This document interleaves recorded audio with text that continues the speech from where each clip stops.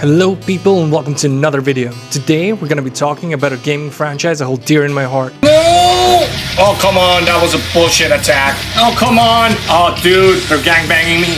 Fuck off, damn you. Kick him in the nuts? Yeah, that's right. That's none other than the Silent Hill franchise.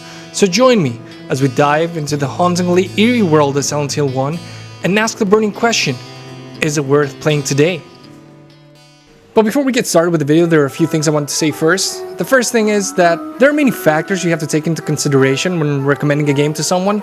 For example, if you're a gamer and your main game is Candy Crush, and I end up recommending Silent Hill 1 to you, whose fault is it really if you don't really like the game? Well, yours obviously because you're a Candy Crush gamer. But all kidding aside, obviously you can still like the game even if your main game is Candy Crush. All I'm trying to say is take everything I say with a grain of salt, or don't. I guess you can go into the comment section and type which Candy Crush level you're on, I guess. Why not? The second thing I wanted to talk about is how I got the idea to start this series of videos. You see, I started this thing with my Twitch community, which is called Retro Sunday, where we pick and I play a retro game, every Sunday. And we pick games from popular gaming franchises, or even some hidden gems that maybe got lost in obscurity. So if you're thinking of adding an extra inch or two to your penis, or maybe just feel like recommending a game, you should totally drop by. It's all chill vibes. So I'll be rating this game from a scale of 1 to 10. 10 being I totally recommend this game, and 1 being I hope Zeus erases this game from the face of the earth, so nobody can glance upon this turd again. So let's start, shall we? Let's see how well Silent Hill 1 has aged. Has it aged like a nice red wine, or like a carton of milk on a nice summer day? Silent Hill 1 was released in 1999 on the PS1. It was basically Konami's answer to Capcom's Resident Evil franchise. From the get-go, if you take a look at both games, they pretty much look and play the same, although one played more like a B-movie zombie action flick, and the other had a more of a psychological horror theme to it. Whee! So the story of Silent Hill revolves around our protagonist, Harry Mason, who finds himself in the town of Silent Hill, searching for his missing daughter Cheryl. And that's pretty much the story of Silent Hill 1 in a nutshell, I guess. I mean, I'm not gonna do a deep dive on the story, because if I end up recommending the game to everyone, it would be kinda stupid of me to have spoiled it for everyone at the same time. So no. I will give my spoiler-free opinion on it though, and I'm gonna say I was pleasantly surprised how good it turned out to be. I had already read how most of the fanbase in the gaming community considered it one of the best in the franchise, as well as the most influential in the psychological horror genre, but after playing it, I honestly understand why. The game's atmosphere adds layers of depth to the story, drenching the whole game in mystery. Although the main emphasis of the story is to find your missing daughter, you can't help but wonder at the same time what is going on in this fog-shrouded town. Why has the populace of the town disappeared, and in its place demons seem to have come and settled in? Why do the only people we manage to find here are idiots, or just not making any sense? Well, most of them, that is. Is this place even real, or just an illusion?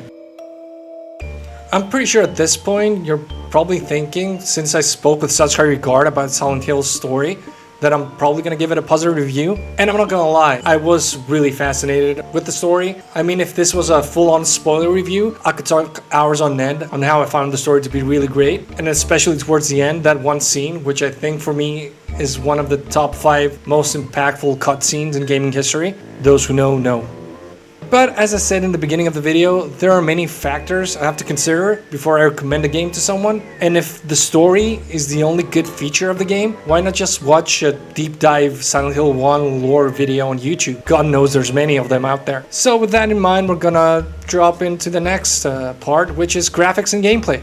I'm pretty sure you don't need me to see that Silent Hill 1's graphics are dated for today's standards.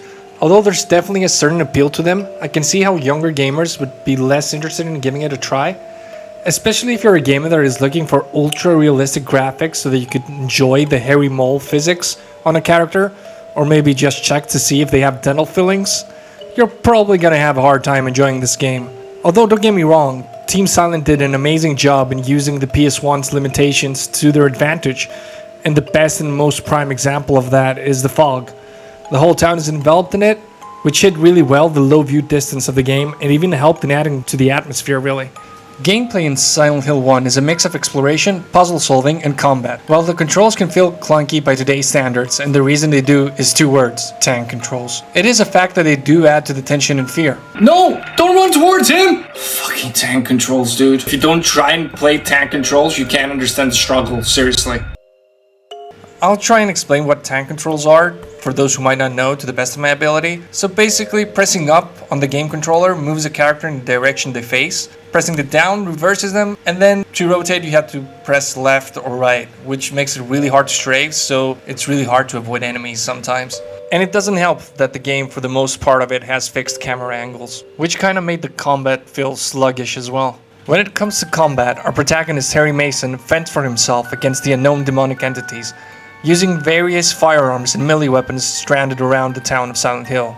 But even though tank controls and combat do need some getting used to, one of the many things Silent Hill 1 does well, even for today's standards, are its puzzles and exploration, giving you a semi-open world to explore where you can do side quests and find documents and areas which give you a better understanding of the story and lore of the game. And the puzzles in the game are for the most part smart and enjoyable to solve, especially since we're talking about an era in gaming where there was no hand-holding. Back then you had no markers indicating which is the correct path, or no highlighted items to let you know that you can interact with them. Of course, the game offered you hints and riddles regarding where to go next or how to solve a puzzle, but even those required a certain degree of exploration to find, which just made the accomplishment of solving the riddles and puzzles that much more satisfying.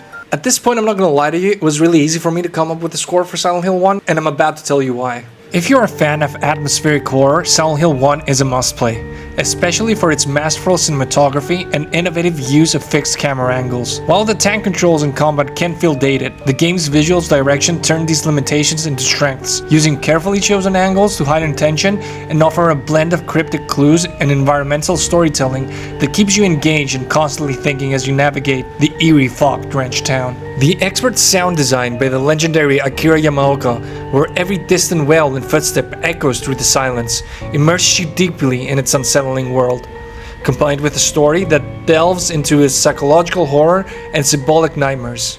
Silent Hill 1 offers an experience that transcends its gameplay quirks, delivering a haunting journey that lingers long after the game is over. For me, Silent Hill 1 is definitely worth playing today, so in the nut meter, it's a solid 9 out of 10. The reason I did not give it a 10 out of 10, if I'm being honest, is because even though the game manages to turn most of its weaknesses into strengths, the combat still feels tedious and boring at times. It was more fun to just try and avoid the enemies for most parts of the game, and after a while you got so much ammo that even when you had to fight, the fights were just too easy and could have been omitted, I guess. So, do you guys agree with my verdict? Even if you do or not, I would love to hear your thoughts on the comment section down below. And that's pretty much it for this video. Thank you all ever so much for watching. Please make sure to like and subscribe for future content, and I'll see you on the next one.